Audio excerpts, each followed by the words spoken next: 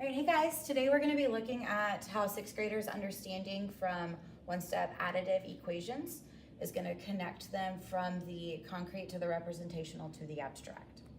So this is where kids have been living and using our algebra tiles. We have our x with our positive 3 units and it's equal to our positive 10. Now this is the concrete portion when kids have been hands-on manipulating it. And now we want to look and see how does that transition to the representational piece where they're actually drawing it.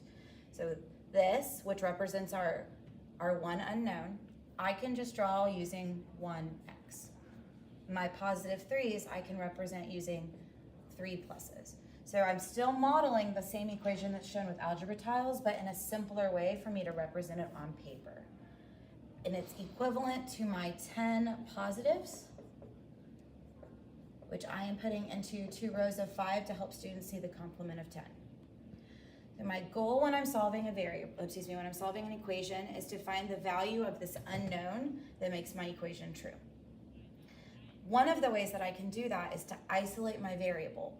So right now it's on the same side with 3 positive units. So I'm going to create 0 pairs by putting 3 negatives on one side. And if I put 3 negative tiles on the left-hand side, I also need to put 3 negative tiles on the right-hand side to keep my equation balanced. And so I see that the positive and the negative right here will make a 0 pair. This will also make a 0 pair. And we have one more 0 pair. So I'm simplifying the left-hand side of my equation. Now I look at the right-hand side to see if there's any 0 pairs that I can simplify. And I have 1, 2, and 3 0 pairs. So if x is equal to 7 positives, and if I wanted to connect that to the now abstract view of solving this problem, when I have x plus 3 is equal to 10, by putting 3 negatives onto both sides, I put 3 negatives onto both sides.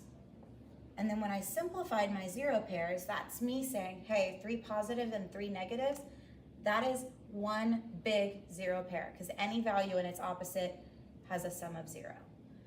So I get that x is now isolated or by itself, and I had 10 positives and I'm taking 3 away, so I'm left with 7 positives.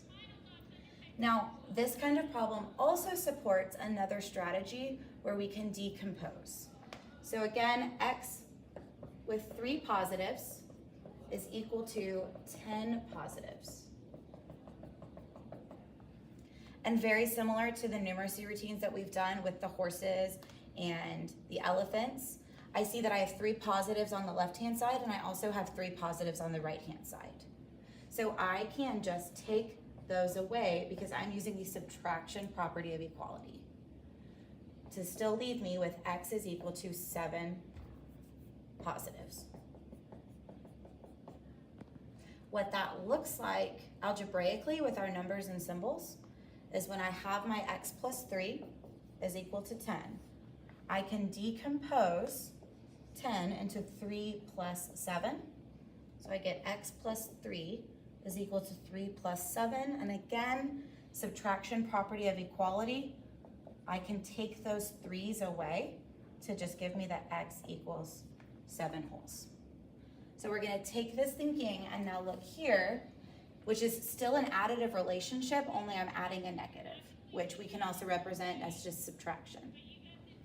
So we have our x minus 3, which I can represent using x and 3 minuses, and it's equal to 10 positives.